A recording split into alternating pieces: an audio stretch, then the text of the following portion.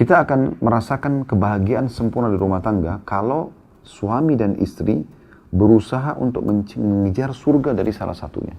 Bisa dibayangkan nih bagaimana indahnya di saat suami lagi membawakan sesuatu, misalnya belanja bulanan, sama-sama keluar. Ini contoh saja. Kemudian selesai, pas menurunkan barang, maka suami istri berlumba-lumba saling membantu satu sama yang lain. Atau misalnya istri lagi kebetulan sibuk, mungkin pembantu rumah tangga lagi tidak ada, kemudian dia tersibukkan dengan harus mencuci piring misalnya, atau membersihkan rumah, atau merawat anak. Di saat suami melihat istri kerepotan, dia langsung terlibat untuk membantunya. Itu yang digambarkan oleh Aisyah radhiyallahu anha. Kalau Nabi SAW pada saat ditanya oleh beberapa sahabat, apa yang beliau kerjakan di rumah? Karena di luar rumah sudah diketahui Nabi SAW bagaimana sikapnya dan sifatnya gitu. Maka Nabi SAW mengatakan, seperti laki-laki kerjakan di rumahnya. Beliau kadang-kadang ya menjahit sepatunya sendiri bahkan. Beliau membantu beberapa kebutuhan istrinya yang dibutuhkan kalau memang istri sudah tidak bisa mengerjakannya. Nah ini contoh berta'awun atau bersama dalam kebaikan. Tapi itu bukan kewajiban ya. Jangan sampai kewajiban kita gugurkan dan kita serahkan kepada pasangan.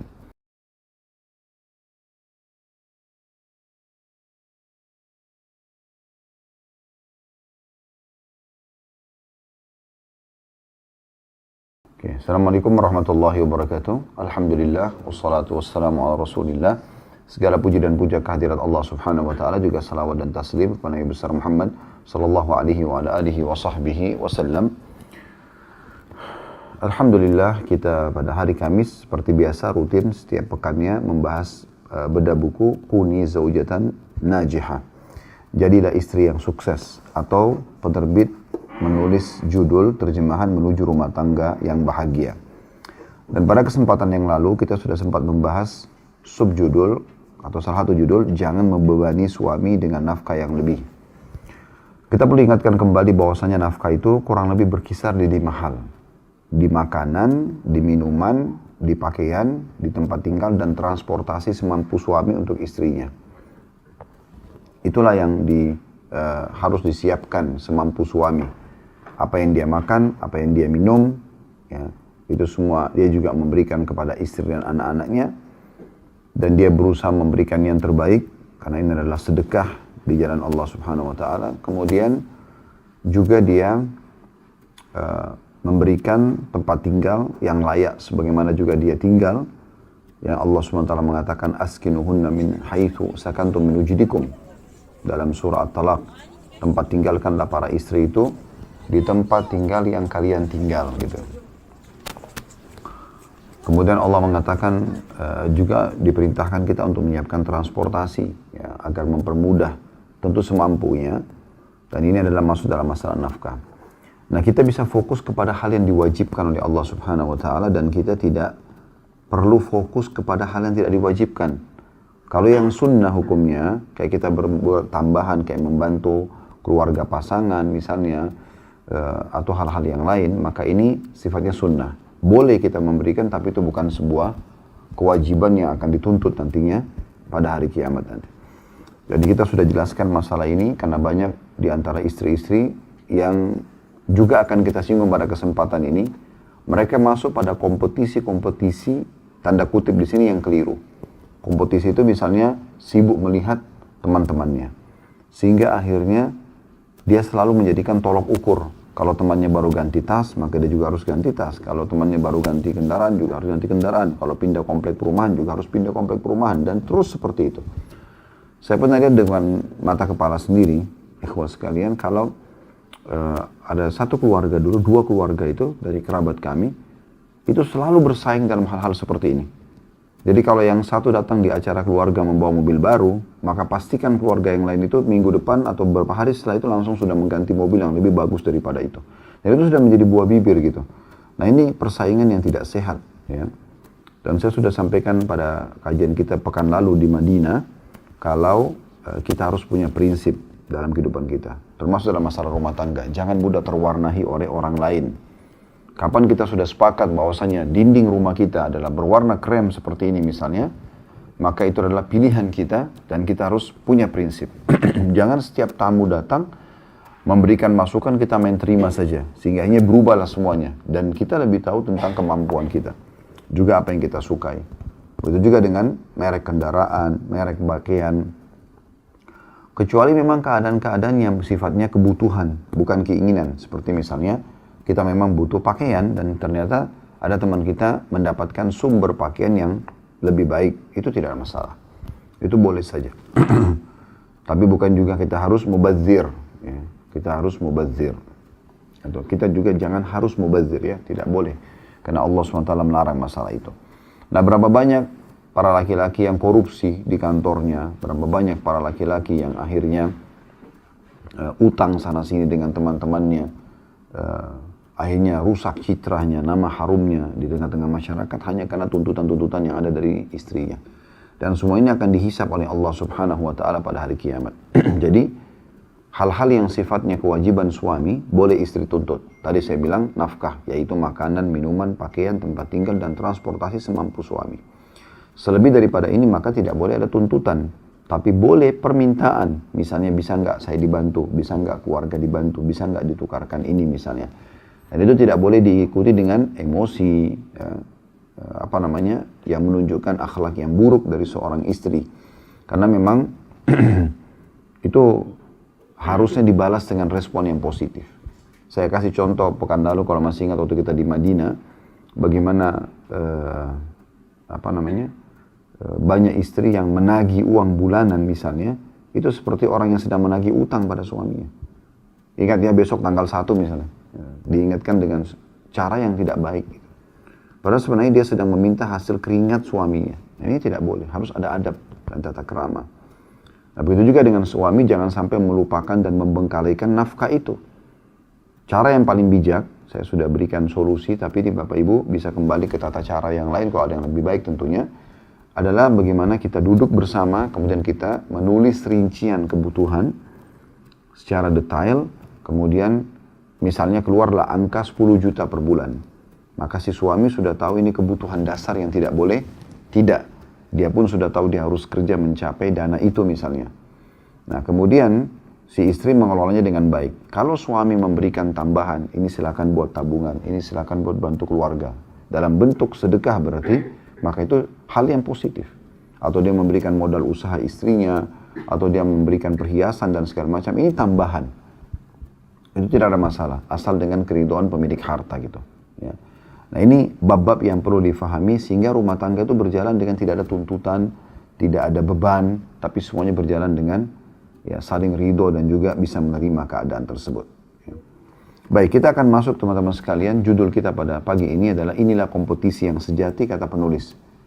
Saya perlu ingatkan kembali bagi teman-teman yang baru mengikuti, buku ini ditulis oleh Dr. Najlah Hafidahullah, seorang wanita di Mesir yang memang beliau banyak menulis karya buku berhubungan dengan masalah rumah tangga, salah satunya adalah ini. Nah, beliau banyak bercerita tentang pengalamannya selain teori-teori agama, sehingga betul-betul menyentuh sebenarnya apa yang sedang dibahas gitu. Baik, di judul kita pada pagi ini adalah inilah kompetisi yang sejati. Bunyinya beliau mengatakan, janganlah engkau menjadikan dunia sebagai salah satu gerbang untuk bersaing dan berkompetisi, sehingga engkau berusaha bersaing dengan perempuan-perempuan sebayamu dalam segala sesuatunya. Kemungkinan engkau ingin memiliki barang-barang mewah sebagaimana mereka berusaha memilikinya. Setiap kali engkau mendengar atau melihat sesuatu yang baru, engkau bersegera untuk membelinya. Engkau membelinya bukan untuk memakainya, tapi hanya sekedar bermegah-megahan. Sampai sini kita jelaskan dulu, kalau kebutuhan sekali lagi, pakai yang terbaik. Islam tidak larang. Kita butuh baju, beli baju yang terbaik. Tidak masalah. Kita butuh kendaraan, beli kendaraan yang terbaik. Kita butuh makanan, minuman, beli makanan yang terbaik, yang berkualitas. Tidak masalah, tapi kebutuhan. Karena teman-teman kalau kita mau ikuti keinginan, tidak akan pernah ada habisnya. Keinginan itu akan terus saja, tidak akan pernah habis. Ya. Dan nanti beliau akan menyinggung dalil hadis tentang masalah itu. Tapi sekali lagi, tentu dalam menjalin hubungan yang baik antara pasangan suami istri, maka hilangkan ya, sifat perhitungan, ya, sifat bakhil, itu nggak ada dalam Islam memang. Cuma jangan kita bebani, yang dibahas ini adalah jangan bebani pasangan di atas kemampuannya. Contoh yang lain misalnya kalau suami juga begitu. Kewajiban istrinya taat sama dia, melayani dia dengan baik. Tapi nggak boleh dia tuntut lebih daripada kemampuan atau kapasitas istrinya. Harus setiap hari temani orang tuanya jalan kemana maunya. Sehingga istrinya terbengkalai kewajiban rumahnya misalnya. harus temani iparnya atau saudara daripada suaminya kemana-mana misalnya. Ini kan jadi masalah. Atau dipaksa istrinya untuk duduk bersama-sama dengan tamu laki-laki yang mungkin dia tidak senang untuk itu. Contoh misalnya. Nah ini semua membebani di atas kemampuan dan tidak boleh. Karena itu sudah masuk dalam bab keinginan. Bab keinginan. Tapi sekali lagi kalau itu adalah kebutuhan, Islam membolehkan kita pakai yang terbaik. Nabi SAW pakai baju yang terbaik. Nabi SAW makan daging yang terbaik. Nabi SAW makan buah-buahan. Beliau juga setiap istri memiliki tempat tinggal masing-masing. Dan beliau berusaha berikan yang terbaik. Gitu. Tapi ini sifatnya kebutuhan. Kemudian beliau mengatakan, ketahuilah saudariku tercinta wahai para istri. Karena ini buku yang berbicara tentang masalah membentuk bagaimana istri yang sukses dunia akhirat. Bahwa kau berkompetisi dan bersaing yang sejati adalah kompetisi dalam perkara yang diridai Allah subhanahu wa ta'ala dan Rasulnya Muhammad sallallahu alaihi wasallam. Sebagaimana Allah ingatkan dalam kitabnya surah Al-Imran ayat 133. Yang bunyinya, wasari'u ila magfiratin min rabbikum wa jannatin arduha as-samawati wal ardu uiddat lil muttaqin. Bersegeralah pada ampunan Rabb kalian dan surga yang lebarnya selebar atau luasnya seluas langit dan bumi yang dipersiapkan untuk orang-orang yang bertakwa. Siapkan untuk orang-orang yang bertakwa. Kapan seorang istri itu sifatnya qani'ah atau wanita yang merasa selalu tercukupi dan bersyukur kepada Allah, dipastikan sisi suaminya pasti akan selalu juga memberikan yang terbaik. Saya tidak tahu apakah bapak-bapak ini sefaham dengan kami. Saya melihat Allah wa'alam di saat kondisi kita memberikan sesuatu pada istri, ini ya misalnya, apapun itu, misalnya kita ingin menggembirakan istri, kita berikan dia hadiah misalnya. Kemudian dia berterima kasih dan dia memberikan nilai pada pemberian tersebut.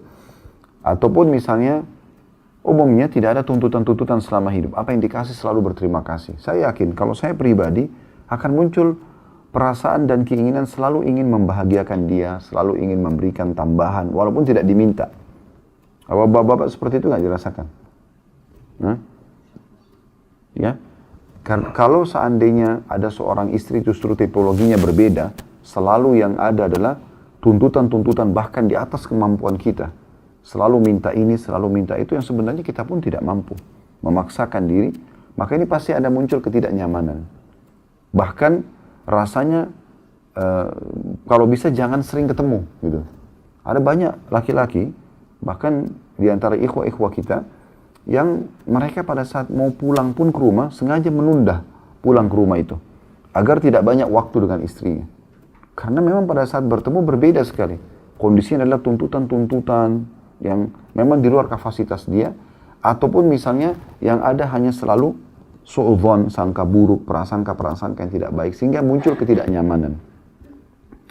Dan disayangkan sekali, saya sudah sering singgung dari awal bab ini, banyak sekali para istri tidak memahami tentang masalah apa yang telah dijual oleh para tanda kutip pelacur di luar sana.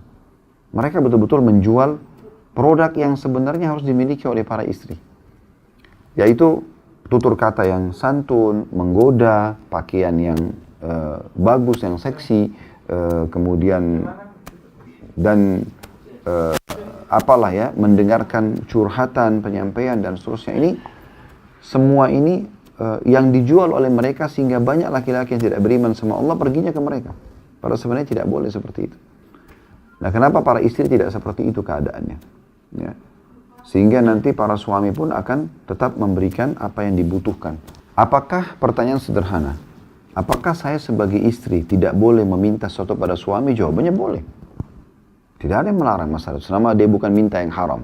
Tapi kalau tidak diberi yang di luar daripada kewajiban suami, tidak boleh tersinggung. Karena memang poin itu adalah pemberian tambahan daripada kewajiban dia. Sama juga kalau suami mengatakan, apakah boleh saya meminta sesuatu pada istri saya yang saya harapkan? Begitu rincian. Apakah itu sesuai dengan kemampuan dia atau tidak? Kalau kita misalnya melihat atau mendengarkan tentang istri teman kita berpenampilan begini dan begitu atau melakukan ini dan itu dan sebenarnya istri kita tidak. Lalu kemudian kita tuntut dia melakukan hal yang sama di luar kapasitas dia atau kemampuan dia, maka ini tidak boleh. Boleh disampaikan iya, tapi apakah itu wajib? Jawabannya tidak. Nah, yang benar adalah yang sedang dibahas ini, tolong digarisbawahi tentang persaingan yang negatif. Yaitu setiap kali melihat ada sesuatu yang dimiliki oleh wanita lain, maka langsung tuntutnya ke suami. Dan harus suaminya berikan, kalau tidak ngambek, kalau tidak minta pulang, kalau tidak minta cerai. Nah ini yang sedang dibahas. Jadi meminta sesuatu, menyampaikan boleh, tapi jangan sampai menjadikan itu sebagai sebuah beban. Itu yang sedang dibahas oleh beliau. Nah persaingan yang benar adalah kalau kita melihat seorang wanita muslimah yang salihah, yang baik dalam ibadah, kemudian kita berharap bisa menjadi seperti dia atau lebih baik. Nah itu iya. Atau memberikan pelayanan-pelayanan yang baik pada suami, lalu dia secara pribadi perempuan ini atau istri ini yang berusaha untuk meningkatkan kualitas pelayanan dia karena Allah SWT. Maka ini sangat positif. Ya, ini poinnya. Makanya beliau mengatakan persaingan sebenarnya adalah, wahai saudariku muslimah, pada saat memang kita bersaing untuk urusan akhirat. Untuk urusan akhirat. Kita akan merasakan kebahagiaan sempurna di rumah tangga kalau suami dan istri berusaha untuk mengejar surga dari salah satunya. Bisa dibayangkan nih bagaimana indahnya di saat suami lagi membawakan sesuatu, misalnya belanja bulanan, sama-sama keluar, ini contoh saja. Kemudian selesai pas menurunkan barang, maka suami istri berlumba-lumba saling membantu satu sama yang lain. Atau misalnya istri lagi kebetulan sibuk, mungkin pembantu rumah tangga lagi tidak ada, kemudian dia tersibukkan dengan harus mencuci piring misalnya, atau membersihkan rumah, atau merawat anak. Di saat suami melihat istri kerepotan, dia langsung terlibat untuk membantunya. Itu yang digambarkan oleh Aisyah radhiyallahu anha. Kalau Nabi SAW pada saat ditanya oleh beberapa sahabat, apa yang beliau kerjakan di rumah? Karena di luar rumah sudah diketahui Nabi SAW bagaimana sikapnya dan sifatnya gitu. Maka Nabi SAW mengatakan, seperti laki-laki kerjakan di rumahnya. Beliau kadang-kadang ya menjahit sepatunya sendiri, bahkan beliau membantu beberapa kebutuhan istrinya yang dibutuhkan kalau memang istri sudah tidak bisa mengerjakannya. Nah ini contoh berta'awun atau bersama dalam kebaikan. Tapi itu bukan kewajiban ya. Jangan sampai kewajiban kita gugurkan dan kita serahkan kepada pasangan. Saya pernah lihat satu rumah tangga dan akhirnya puncaknya setelah 20 tahun lebih menikah bercerai. Karena banyak masalah-masalah yang teknis seperti ini gitu, di lapangan. Jadi selalu saja karena istri sibuk dengan pekerjaan di luar rumah, ini maaf karena keadaan ekonomi juga bukan sempurna mungkin ya, bisa kita katakan belum makmur ya, mungkin bukan sejahtera yang setiap suami mungkin bisa menyiapkan PRT berapa orang segala macam. Ini memang orang yang tidak seperti itu kondisinya. Tapi berharap karena dua-duanya kerja, pada saat pulang rumah berharap saling bantu-membantu. Tapi istri mengatakan saya sudah capek, saya tidak maunya suaminya yang harus bersihkan rumah sendiri dan seterusnya, dan tidak ada sama sekali rasa kepedulian. Puncak-puncaknya dia juga jenuh, ya akhirnya karena tidak mampu memang untuk membiayai PRT lebih dari satu orang, misalnya sama satu orang ini juga punya waktu terbatas, akhirnya ribut dan bercerai. Gitu kan. Nah ini contoh karena tidak berta'awun dalam kebaikan-kebaikan. Terlalu banyak rumah tangga retak hanya karena masalah teknis-teknis lapangan yang sebenarnya tidak perlu. Gitu. Lalu beliau menjelaskan sini tidak ada akal yang seperti perencanaan. Maksudnya kita coba buat planning dalam satu program di rumah tangga itu. Beliau mengatakan manusia itu tidak akan pernah puas dengan bagian yang telah ditentukan untuknya dari dunia. Maka dari itu tidak ada jalan untuk meraih simpatinya. Sebab pencari dunia seperti orang yang minum air laut yang asin. Setiap kali bertambah minum bertambah pula dahaganya. Ya. Maksudnya kalau orang berusaha untuk masuk dalam persaingan dalam urusan dunia, tidak akan pernah ada habisnya. Tapi sekali lagi, kalau butuh, beli yang terbaik, pakai yang terbaik. Islam tidak pernah larang masalah itu. Karena pernah Nabi SAW datangi seorang sahabat yang hadir di majelis beliau, kemudian beliau lihat kok berantakan penampilannya. Lalu kemudian Nabi SAW tanya, apa kau punya harta? Dia bilang, ada ya Rasulullah. Lalu disebutlah hartanya. Kata Nabi SAW, apa? Disebutkan ada unta, ada domba, ya, dan beberapa hal yang ada kuda gitu. Dia punya harta lah, zaman itu tuh dianggap harta. Kalau kita sekarang mungkin punya mobil ini, mobil itu. Ya. Maka Nabi SAW mengatakan, lalu mana kau dari bekas nikmatnya Allah? Kenapa penampilanmu seperti ini? Ya. Juga dalam kisah yang lain, Abu Hanifah rahimahullah, seorang ulama dari salah satu dari 4 imam madhab. Abu Hanifah ini pernah dalam majelisnya ada orang begitu penampilannya berantakan, terlihat orang yang tidak mengurus dirinya. Kemudian setelah majelis, beliau panggil orang itu. Lalu beliau mengatakan, pergilah ke mihrab sana, angkat sejadah saya dan ambil sesuatu yang dibawanya. Kebetulan tempat beliau jadi imam gitu. Orang itu datang, kemudian angkat sejadah, ternyata ada satu kantong isinya kalau tidak salah 50 atau 500 dirham uang.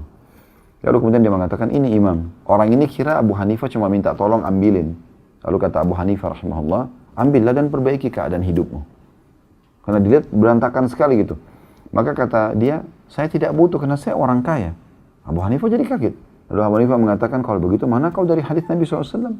Inna Allah yuhibbu an yara athara ni'ami ala abdi. Allah suka melihat bekas nikmat pada hambanya.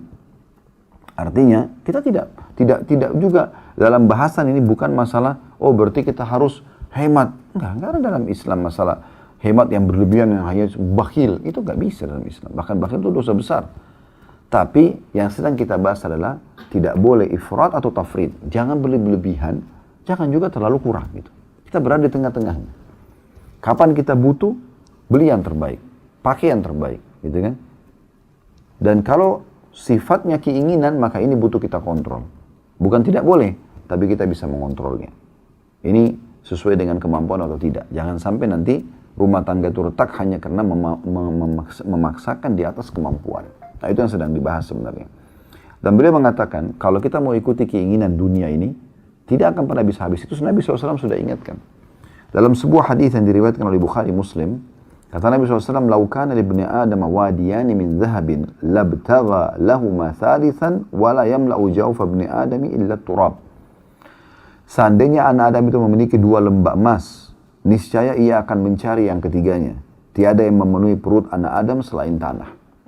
Jadi maksudnya, kalau kita mengikuti keinginan ini tidak akan selesai-selesai. Tidak mungkin. Ya. Walaupun promo diskon cukup banyak, kita boleh sesuai dengan kebutuhan. Kalau kita ikuti keinginan, maka mungkin tidak akan pernah habis itu. Kita mau beli apapun silakan, selama kita punya kebutuhan di situ. Apakah buat diri kita atau kita berikan kepada orang lain, tidak ada masalah.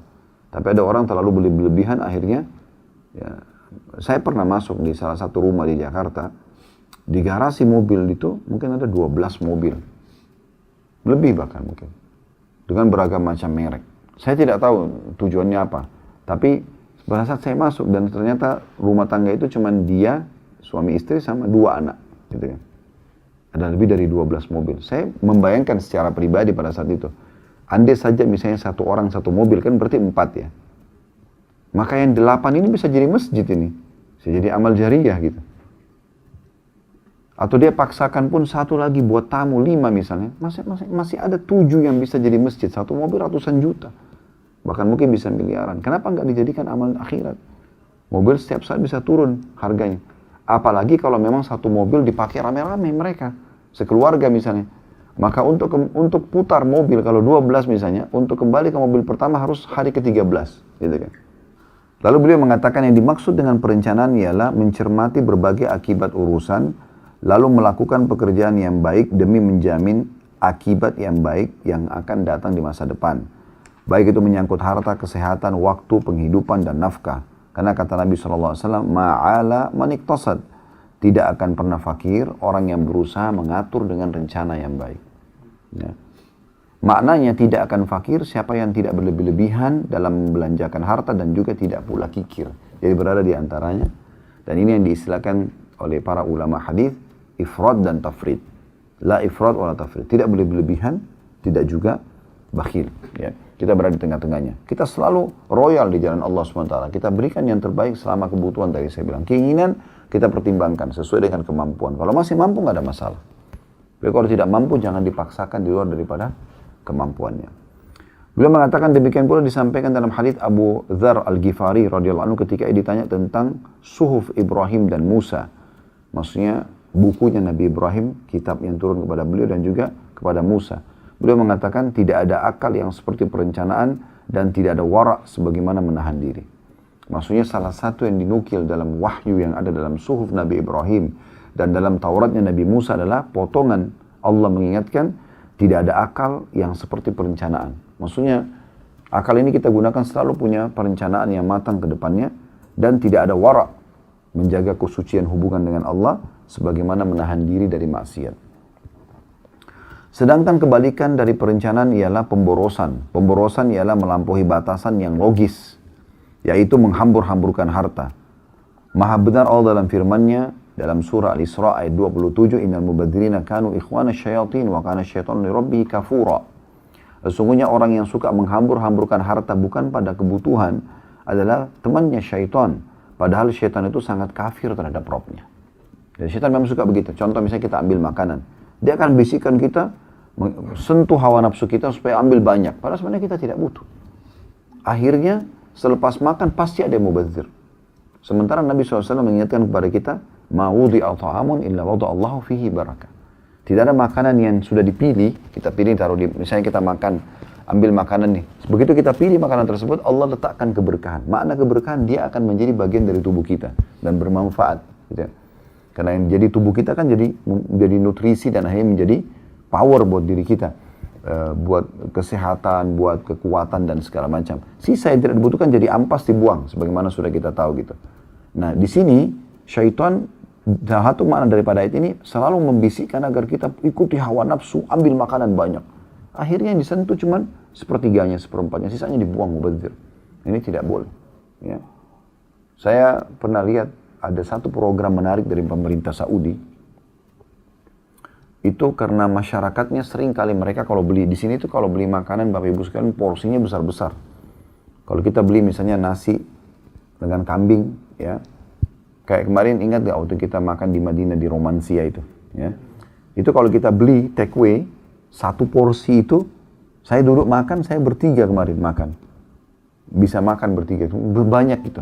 Nah biasanya mereka beli kan mubadzir, setelah makan beberapa potong, sedikit dicuil dagingnya, bahkan beberapa sendok nasinya sudah selesai.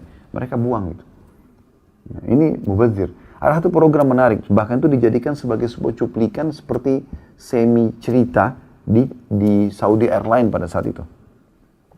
Bagaimana benar itu memudahkan orang-orang yang datang, kemudian tiba-tiba ada orang yang dijadikan sebagai sampel gitu. Contoh saja. Dia mubadzir, sering makan, buang-buang, kumpul sama teman-temannya, mubadzir, main buang di sampah. Maka didatangkan gitu. Lalu diinterogasi ya, sama pihak kepolisian. Dia kaget, kenapa saya salah apa gini? Dibuatkan seperti cuplikan gitu. Kemudian dia polisinya mengatakan, perbuatan yang kamu lakukan. Jadi ada cuplikan yang lain, disatukan semua pada saat itu. Ada pelanggaran-pelanggaran. Pelanggaran mubadzir tentang makanan, pelanggaran mengganggu rumah tangga orang. Jadi ada orang diceritakan, dua teman kerja, yang satunya menasihati temannya ini mengganggu istri orang, gitu kan? Digambarkan seperti itu. Kemudian dilaporkanlah dia ke pihak yang berwajib, maka dipanggil juga gitu. Maka saat mereka dipanggil, mereka kayak seakan-akan bingung, apa salah saya? Ya, kemudian pihak pemerintah ini mengatakan, yang kamu lakukan adalah perbuatan yang bisa mendatangkan efek jerah dari Allah yang kena kita semua. Mubadzir dalam membuang-buang makanan, itu adalah kewajiban kamu untuk hati-hati dan kewajiban kami sebagai pihak pemerintah juga untuk mengingatkan. Kalau pada saat kamu mengatakan itu kan uang saya, terserah saya mau mubadzir atau tidak terserah. Maka kata pihak pemerintahnya ini nggak bisa. Karena kami pun akan ditanya oleh Allah Subhanahu wa Ta'ala, kenapa kau biarkan? Karena itu kemungkaran. Dan akhirnya kalau kemungkaran dibiarkan, masuk dalam hadis Nabi SAW. Ya. Kalau kemungkaran dibiarkan, maka akan terjadi hukuman yang merata. Ya. Karena pernah Ummu Salamah radhiyallahu anha, istri Nabi SAW bertanya, ya Rasulullah, anuhliku wa fina salihun? Apakah kami akan disiksa sementara di tengah-tengah kami ada orang saleh? Kata Nabi SAW, iya. Na'am idza kasural khabath. Iya, kalau banyak tersebar pelanggaran-pelanggaran. Orang-orang saleh pun bisa kena gitu. Oleh karena itu diberikan kesadaran bersama. Sama juga orang yang kedua yang mengganggu keluarga rumah tangga orang. Kenapa kamu telepon-teleponan sama istri orang? Kenapa? Ini diingatkan gitu. Kenapa tidak? Ya, kamu fokus untuk rumah tanggamu sendiri. Itu mengganggu rumah tangga orang. Apa kau ingin diganggu juga rumah tanggamu? Karena ada pernah anak muda datang kepada Nabi SAW mengatakan, ya Rasulullah, ya, saya siap tinggalkan semua larangan agama kecuali zina. Izinkan saya berzina saja. Maka Nabi SAW tanya, kau mau kalau ibumu dizinai? Enggak. Saudarimu? Tidak. Istrimu? Enggak. Anakmu? Tidak. Lalu kenapa kau kerjakan pada orang lain? Kan ada orang lain yang kamu sakitin hatinya. Gitu kan? Nah ini contoh. Jadi apa yang kita lakukan itu bisa berefek gitu. Dan efeknya itu bukan cuma pada kita, berefek pada setiap orang di sekitar kita. Bapak Ibu sudah tahu belum? Kalau dalam satu rumah tangga ada orang yang melakukan kemaksiatan, efeknya bisa satu rumah itu. Gitu kan? Bisa satu rumah itu. Misal suami nggak sholat atau suami melakukan perbuatan haram di luar, lalu istri sama anak di rumah, itu bisa berefek dalam rumah tangga itu. Makanya para ulama salaf itu biasa menjadikan bahan introspeksi diri. Kalau ada sesuatu datang ujian, mereka saling bertanya, ada kesalahan nggak yang saya lakukan? Tanya istrinya, ada kesalahan nggak yang kamu lakukan? Muhasabah, tanya anaknya, sampai mereka mendapatkan titiknya di mana nih.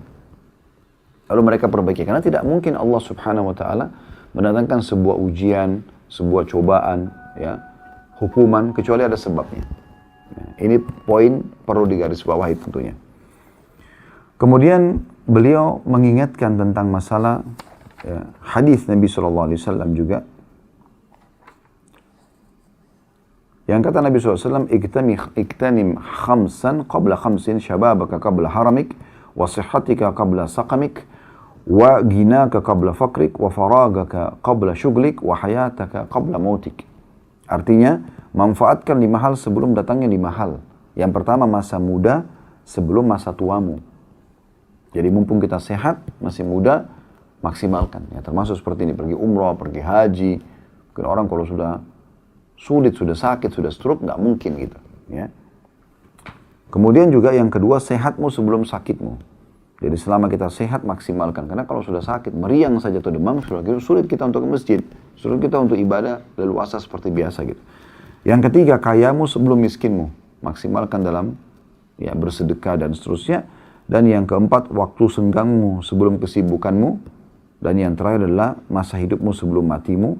Hadis ini diriwayatkan Hakim dan disahihkan oleh Syekh Albani. Jadi kata beliau, ketahuilah saudariku tercinta bahwa kejeniusan yang sejati adalah terletak pada perencanaan meskipun engkau adalah orang kaya. Sebab sebuah kemustahilan suatu keadaan itu terus berlanjut dan tidak pernah berubah. Orang kaya pada hari ini bisa saja berubah keadaannya di esok hari. Akibat dari pemborosan adalah tersia-siakannya harta dan pantas mendapat hukuman di hari pembalasan nanti. Sementara Nabi SAW sudah mengatakan tidak akan beranjak kaki seorang hamba pada hari kiamat ke surga atau ke neraka sampai ditanya 4. Yang pertama itu tentang masa muda, yang kedua masalah waktu, dan yang ketiga adalah masalah harta. Dan harta ini agak unik nih, ditanya dari mana sumbernya, kemana dikeluarkan. Ya. Kalau masa muda hanya di mana habiskan, ilmu sudah diajarkan atau belum, tapi harta tidak, dari mana sumbernya, kemana keluar. Dan perlu kita garis bawahi, harta itu ada 4 kedudukan. Yang paling mulia, sumbernya benar, dikeluarkan ke jalan yang benar. Sumbernya halal, dikeluarkan di jalan Allah. Untuk kebutuhan keluarga, untuk kebutuhan kita, untuk sedekah dan segala macam. Ini adalah yang dibolehkan dalam agama. Ini yang terbaik. Sumbernya halal, keluarnya juga halal. Yang kedua, ini buruk. Ya. Sumbernya benar, misalnya dari gaji, dari pendapatan, dari bisnis, segala macam, halal.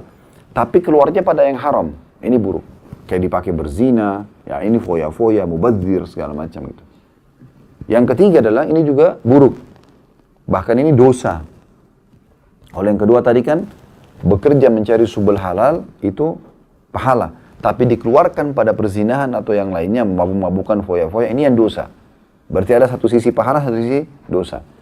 Ada yang buruk sekali, dosa semuanya, yaitu sumbernya haram dari hasil manipulasi, korupsi, segala macam, dikeluarkan pada yang baik, pada yang halal. Kayak misalnya hasil korupsi umrohin orang tua, misalnya. Atau hasil korupsi tapi bangun masjid. Hasil manipulasi tapi pakai kebaikan. Ini jadi dosa. Jadi sumbernya haram ini jadi dosa, dan yang dikerjakan walaupun baik jadi dosa buat dia. Nggak ada manfaatnya. Nggak akan diterima ibadah yang bersumber dari harta haram, nggak mungkin gitu. Nah yang keempat, yang paling buruk ini adalah sumbernya haram dari pencurian, dari manipulasi, dari korupsi, dan keluar pada yang haram juga. Zina dan segala macam. Nah ini yang paling buruk yang akan dihisab oleh Allah SWT pada hari kiamat nanti. Ingat teman-teman, harta yang Allah kasih amanah, yang Allah akan minta pertanggungjawabannya. Jadi harus hati-hati dengan masalah ini. Perbanyaklah menjalankan perkataan Abdullah bin Mas'ud radhiyallahu anhu, siapa yang bisa meletakkan hartanya di langit, lakukanlah. Maksudnya, segera alokasikan di jalan Allah Subhanahu wa Ta'ala dan pada kebutuhan-kebutuhan yang kita butuhkan agar roda kehidupan kita bisa berjalan. Lalu kata beliau, kesederhanaanmu dalam membelanjakan harta, selain tentu sederhana ini bukan berarti pakai yang pas-pasan sementara dia mampu, atau dia sengaja tidak mau ya mengeluarkan karena pelit. Nanti ada satu subjudul menarik. Dia di subjudulnya itu dia mengatakan jangan berhemat dengan mengorbankan kesehatan suamimu. Ada juga perempuan kadang-kadang begitu, karena dia terlalu mau berhemat, akhirnya kualitas makanan biasa saja. Bahkan makanan itu tidak dibuat lagi yang baru, sementara makanan yang lama masih ada yang memang sudah buruk kualitasnya. Ya udah ini aja dipanasin. Mungkin dia sendiri tidak mau makan, tapi suaminya nggak apa-apa lah, gitu kan. Dia sakit perut segala macam, nggak ada masalah. Ini tidak boleh. Ini ada juga poin masalah itu. Ya. Jadi beliau mengatakan kesederhanaan dalam membelanjakan harta selain menjadi sebab bagi kebahagiaan suami dan juga merasa bahwa engkau orang yang bisa dipercaya adalah bernilai ibadah di sisi Allah Subhanahu wa taala. Jadi jangan difahami di sini sederhana teman-teman, pakai baju yang kumuh ya. Karena biasa digambarkan sederhana itu seperti itu. Enggak. Perlu kita garis bawahi ya. Utsman bin Affan, Abu Bakar, Abdurrahman bin Auf, ya, Talha bin Ubaidillah, banyak sahabat tapi orang-orang kaya. Tapi mereka kalau dibahas tentang bab zuhud, itu mereka adalah pemimpin-pemimpin orang-orang zuhud. Kok bisa? Karena banyak orang salah faham.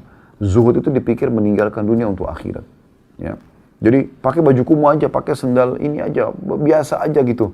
Nggak usah terlihat punya nikmat Allah pada dirinya ya, untuk mengejar akhirat. Ini keliru, ini merusak citra Islam.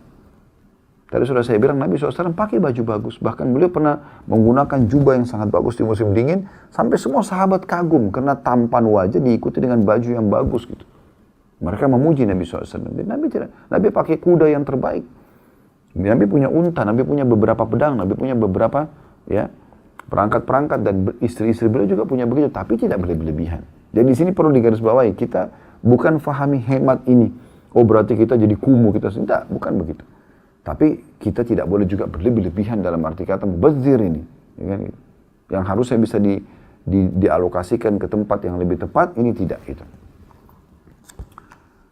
Jadi beliau mengatakan kesederhanaanmu dalam membelanjakan harta selain menjadi sebab bagi kebahagiaan suamimu yang merasa bahwa engkau orang yang bisa dipercaya adalah juga bernilai pahala di sisi Allah SWT. Sebagaimana Allah mengatakan di dalam Al-Quran surah Isra ayat 29, وَلَا تَجْعَلْ يَدَكَ مَغْلُولَةً إِلَىٰ عُنُقِكَ وَلَا تَبْسُطْهَا كُلَّ الْبَسْطِ فَتَقْعُدَ مَلُومًا مَحْسُورًا. Janganlah engkau membelenggu tanganmu di pundakmu dan jangan pula engkau membentangkannya seluas-luasnya. Sebab hal itu akan membuatmu tercela dan menyesal. Maknanya adalah jangan kau pelit sekali, jangan juga kau mubazir. Gitu. Berada di tengah-tengahnya kata Allah. Ujung-ujungnya orang kalau terlalu mubazir, membuka semuanya tanpa ada kontrol dalam masalah pengeluaran dan segala macam, atau orang yang terlalu perhitungan sehingga akhirnya tidak ada yang bisa dibeli, semuanya tidak ada yang dikeluarkan, maka ini Allah SWT mengatakan ujungnya akan membuat kau tercelah di mata manusia dan akan menyesal karena banyaknya peluang-peluang ibadah yang luput karena masalah ini. Nah, di antara hal yang dibahas oleh beliau adalah jangan berhemat dengan mengorbankan kesehatan suamimu. Judulnya, ini subjudulnya, bahasanya adalah janganlah engkau menciptakan problem bersama suamimu dengan mengklaim bahwasanya engkau sedang berhemat. Jika pembeliannya melebihi kebutuhan pokok rumah dan semisalnya, engkau mulai mencercanya dengan suara keras dan memperhitungkannya. Engkau menyatakan tanda kutip ceramah di hadapannya tentang berhemat dan penghematan. Berhematlah dengan harta, tapi jangan mengorbankan kesehatan suamimu. Engkau harus memahami bahwa banyak hal yang mungkin engkau anggap sangat penting tapi tidak bagi suamimu. Atau sebaliknya. Karena itu janganlah menyulitkan suami. Banyak masalah kasus-kasus lapangan. Kayak misalnya memang suami suka menggunakan, contoh saja, handuk yang tebal misalnya atau yang lebar. Terus istri diminta beli. Tapi istri kena berpikir harganya mahal dalam pertimbangan dia. Tapi suaminya butuh. Gitu kan. Sekali kembali kepada kebutuhan. Lalu dia mengatakan, enggak, beli ini aja, pakai ini aja, nggak apa-apa. Gitu kan. Padahal suami tidak nyaman. Kan gitu. Sama kasus juga istri. Pada saat misalnya suami berpikir hemat, kemudian dia belikan kasur yang biasa yang mungkin tidak layak untuk dia pakai itu. Kenapa nggak diberikan yang terbaik sementara kasur ranjang kebutuhan? Tidak ada masalah yang terbaik. Lemari yang terbaik gitu kan. Sofa segala macam, selama kita mampu yang terbaik nggak ada masalah. Tapi jangan mubazir. Nah ini yang perlu dibahas adalah kita seperti sedang dibawa dalam satu poin yang penting adalah berada di tengah-tengahnya. Tidak mubazir, tidak juga pelit dalam masalah ini. Baik, kita akan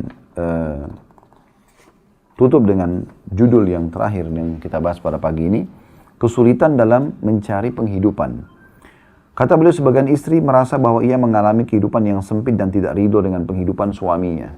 Ia berharap bisa menjadi seperti perempuan lainnya dari kaum kerabatnya. Ia lupa bahwa Allah subhanahu wa ta'ala tidak menciptakan manusia dalam keadaan yang sama. Allah subhanahu wa ta'ala menciptakan putih dan hitam, kaya dan miskin, kuat dan lemah. Agar jiwamu merasa tentram, berpeganglah pada hadis Nabi SAW, "Unduru ila man asfala minkum wa la tanduru ila man huwa fawqakum, fahuwa ajdaru alla tazdaru ni'matallah." Lihatlah orang yang lebih rendah darimu dari sisi keadaan fisik, materi, ya, segala macam. Ini lihat orang yang lebih rendah dan jangan melihat orang yang lebih tinggi darimu, karena yang demikian itu lebih mampu untuk membuatmu tidak meremehkan nikmat Allah. Selalu lihat kelebihan yang ada pada diri kita. Dan tidak perlu kita selalu melihat kekurangan karena melihat kelebihan yang ada pada diri orang lain. Jadi kalau contoh rasionalnya, kalau kita punya motor, jangan lihat orang yang punya mobil karena tidak akan bersyukur. Lihat orang yang masih pakai sepeda atau jalan kaki. Bahkan kita jalan kaki pun, jangan lihat orang yang punya kendaraan. Kita bisa melihat orang yang sudah puntung kakinya, ya, dan dia tidak bisa memiliki, ya, cara untuk jalan kecuali memang menggunakan kaki palsu atau yang sejenisnya, gitu kan? Atau ada orang yang stroke, kita selalu suruh lihat orang yang di bawah, karena kalau kita lihat orang yang di atas kita dipersaingkan itu tidak akan pernah ada akhirnya, pasti tidak akan pernah ada akhirnya. Di atas orang kaya ada orang kaya lagi, seorang pintar ada orang pintar lagi, dan seterusnya, gitu kan? Kalau kita coba memahami, oh ternyata nikmat Allah ini besar pada saya, tentu dengan tidak menutup pintu untuk menambah dan meningkatkan kualitas dan kuantitas yang selama Allah bolehkan. Jadi kita melihat orang yang lebih di bawah dari kita keadaannya, gitu kan? Ingatlah bahwa kebahagiaan itu bukanlah dengan harta semata. Betapa banyak suami yang kaya dengan hartanya, tapi ia bakhil dengan perasaannya. Mungkin dia royal dengan harta, tapi dia nggak pernah ada menyentuh perasaan istrinya. Itu banyak terjadi. Ya, bahkan banyak terjadi suami-suami yang memang karena dia pikir istrinya menikah sama dia hanya karena harta, akhirnya dia pun menilai dengan harta saja. Jadi nggak butuh ada yang lainnya, nggak butuh ada interaksi yang positif, ya, yang membawa pada keromantisan segala macam. Karena dia pikir ini tak ada tolak ukurnya harta. Dan saya sudah kasih pasti sudah selesai gitu. Nah ini keliru kalau orang tolak ukurnya hanya harta semata gitu. Sedangkan yang lainnya fakir dengan harta tapi kaya dengan perasaannya serta mencintai istri dan juga rumahnya. Jadi jangan jadi tolak ukur tentang masalah hartanya saja. Kalau Allah gabungkan alhamdulillah pada diri suami ibu tentang masalah dia sudah baik hartanya, ya, baik akhlaknya, fisiknya, dan juga baik hartanya, dia juga royal, maka itu alhamdulillah. Ya, tapi kalau tidak, lebih mendahulukan harta, banyak wanita mendahulukan harta tanpa harus melihat status laki-laki tersebut jahat atau tidak, pemabuk kah, pezina kah, segala macam. Kemudian dia menerima saja, yang penting terpenuhi kebutuhan ekonominya, ini keliru. Ya.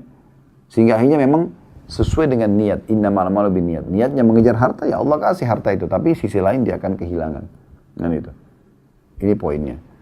Kemudian yang terakhir beliau mengatakan, hendaklah istri ridho kepada suaminya yang penuh dengan cinta itu. Karena kebahagiaan itu bukan dengan makanan, minuman, berhias dengan pakaian dan perabot, serta memiliki emas dan mobil, tapi kebahagiaan terletak pada dada dan hati yang tentram dengan cinta dan keimanan. Dan subhanallah memang kalau dahulukan ini, dahulukan cinta, dahulukan cari pahala, maka semua urusan dunia akan jadi kecil. Allahu a'lam.